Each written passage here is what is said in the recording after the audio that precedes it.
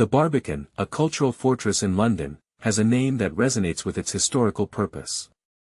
Imagine a medieval gatehouse, a guardian of the city, and you'll grasp its essence. But this concrete behemoth has faced its fair share of criticism, with some calling it a concrete monstrosity. However, the Barbican has stood firm, evolving into a beloved architectural icon.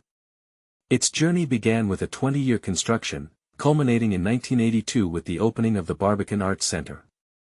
This centre, a labyrinthine masterpiece, was the heart of a grand plan to revive the city with art and housing.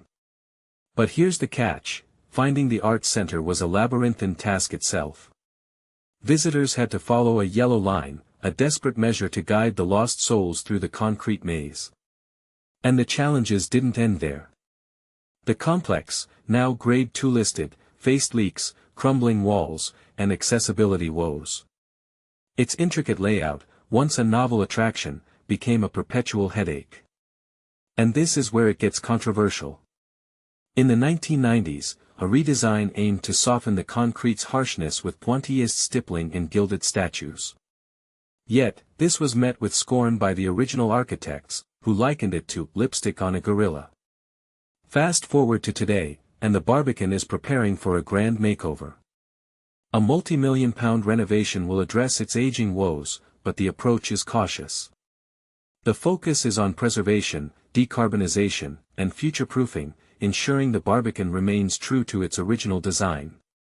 The team, led by Allies and Morrison and Asif Khan's studio, aims to retain the essence of this architectural marvel.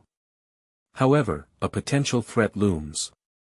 2 new 20-story towers, designed by SOM, are proposed across from the Arts Centre.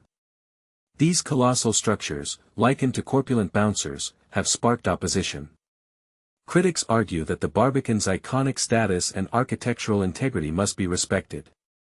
So, will the Barbican repel this new challenge, or will it embrace change once more? The debate is open, and the fate of this beloved gorilla, architectural gem, hangs in the balance. What do you think? Should the Barbican remain untouched, or is evolution inevitable?